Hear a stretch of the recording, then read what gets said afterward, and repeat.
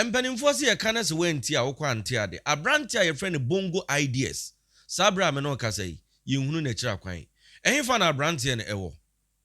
So obeka ya emre bi me beka asem bi na me de ye kasa kwa. Eka se dua bi ana esi nsuo mu. Ahoma bi ana sen dua no ho.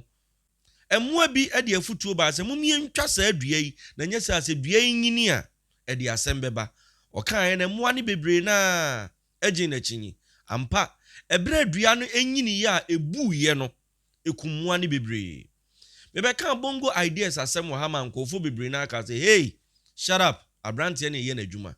but ya mo mamure mfi se omo a ye videos omo ye more fire omo ena asem ba omo ka se mo mfa ne nko se akwada bi frase no ye na adwen so obetietia mpanimfo anim timpanimfo ka asem bi se asrewa montam kese a etu ne hwe ebini abrante we hwe ye ya abrante dedium en wo kan nsem akese ensem wa eya ensem wa ahomte ensem a abotesem en abrante we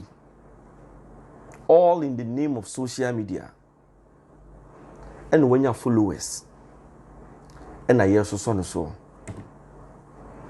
now so me wo fa si refi se wonu mo ye Yesu Kristo hosana no won wa ne san ka kire si emu ne kumfo now abrante Bongo ideas ehimfa no wo ye nyina nim se Bongo ideas de ono ne gisa asem bi ama meto asem a eya na abrante we odi ho fewo e social media odi bi ye Davido odi bi ya Samuel ememre bi kura Samuel ko kan se odi na asem ba no so a anhwe be ye nsem bibre abrante ne ni Samuel tijinai e social media kikau na nya asem keto akura we to a ne we di ato we to a ne we ato Samuel je mu sanse mpanimfo se di onim e wodo odi emiemfa wonko obi ka kire se toto pa ko na abehia difu a eya no ahwe yie se wo ye ade ne se nipa nyina ayese ye de ni hwe oye nka wasam a eya no ahwe yie sabra me no ka sei se de America no is alleged sa brantie no ni fiefuo nhuno na busuafuo nhuno ne namfofuo nhuno obi ani ho a ohuno eba ne sen se de America no agisa asem bi ameto social media wode na no betum edi ho few aka asem wo eya amanate wonsum ye kai Davido ba ewu ye koto nsum wuye asem abrante be troye no ema Nigerian musician ba be ka kire ne se odanase oni bibia aka kire no na emum ono de wonko nanim ten sabra me no ka sei wakona nimu a akwensen bebre ni nyina ne se ye president eye Nana Adodankwa Akufo-Addo the first gentleman of the land ne ho kani eye ne ye first lady Rebecca Akufo-Addo edi ni birthday ena Nana betro to ho ye nyenim se president de ne yere de onfane ni agrokra enu ti de Nana betro ye nie o say happy birthday to my beautiful Rebecca, happy birthday to my beautiful Rebecca eno ema nkofo bebre na nso e betro ase hyase se o mo wish first lady happy birthday messages na emu ehwam na ye hunu ba bi abrante Bongo ideas ofiri ba ya obetro abrante na sam obetro no ye yie pa o say 73 years but she has no child trophy wife ena osre ye arehosem wodi awo esre odi awo etwa mpoa na abrante ni kire mu aka nsem bebiri se even Nana Addo mani mpo no enye ne ma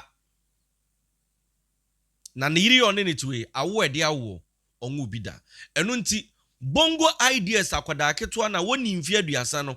efre maami a wanya mfie aduoson miensa 73 years beautiful Rebecca Akufo-Addo se oye trophy wife na eno ena se aso a enidi emuana se na amanfo ani akoho to asori anopa opie wonhwe a aposifo na atwa ne dan ho ahyia yi mode ne kwan besi ne yehunu baabi yɛde abrante no ɛde na afa media mempa ibɔ ne sɛ enki yɛtwe naso bia yenya no na ɔmfa nyɛ lesson na emom me nso mintimi nyina enkyerɛ de Ghana mra enye sabra me no ka sɛ bongo ideas yɛhwehwɛ no a yehu no si yɛde ne kɔ ɔhen si yɛde ne fa ɔhen sɛ yɛmfa ne yɛde ne fa ayɛ yehu no baabi abrante no ɛwɔ te sɛ bi anhwehwɛ mu bɛda adi ame yehu no sɛ ebi a aha na ɔwɔ no yɛn nyinaa no we are keeping our eyes open na yahwɛ baabi abrante no ɛwɔ me nua bɛma ebi ana wutie maka atwere sɛ saa social media we na yɛwɔ so no hwɛ yie yɔnkofo bi wɔ hɔ tra boundaries ɔno ne de sɛbe ansa na wobɛhu no na yɛ nsɛm bebree na me ne umienu a yɛte Ghana ha maka atwere sɛ susuma YouTube sika ne nyɛ wo de. The last time I was telling you this, sɛ mini content a ɛtɔ da 2 weeks na me ma ha san sɛ mintimi me bɔ mi tirim ɛmfa me gu obi papa obi maame ho fi all in the name of YouTube money dabi ya ntete yesa ye mu bi eno nti so ɔse adwuma we na wobɛyɛ de a wadaroma ya no apa adwuma foforo bi nso ahyɛ ase na sɛ da news enye vital ɛbɛba no wankɔka bi ama nkwankɔyɛ ensem bebree me da asesa wo gye bre na wotie me na wo hwɛ me nua trouble colors mu nyina de o ma no atom mebo trouble colors video no na nso watie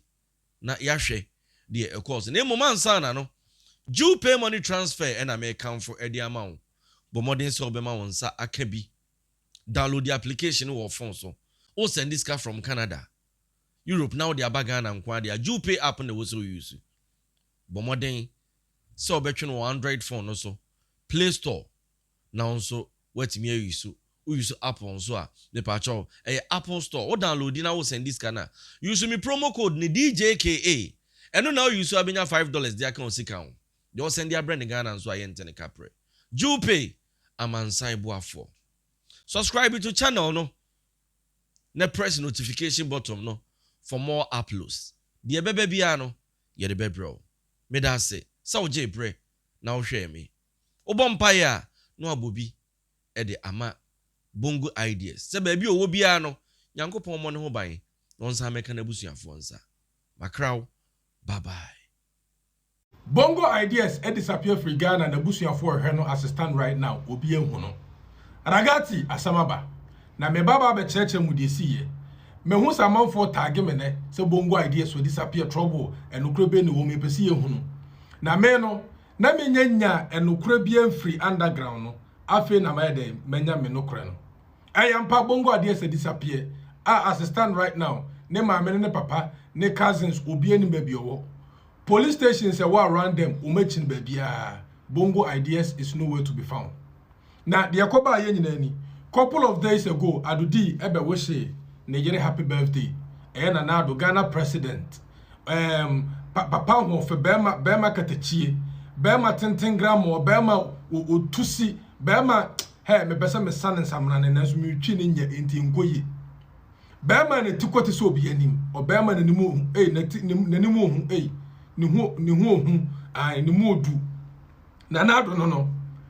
e wo se ne yire Rebecca happy birthday na happy birthday no e na bongo ideas e betwuru gu ase se ne yire no e wo 73 years old na akora no onwu bi ma no it's o person just the trophy wife no se dan the trophy wife no onwu bi ma no 73 years old akora woni bi na o make sa comment no e trendy ya pa say enura chios enura eno make his comment no and within a short time bongo ideas disappear now according to eyewitness they say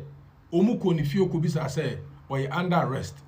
engofo bi o address as police omuko so under arrest omu bisa say e de ba de no ye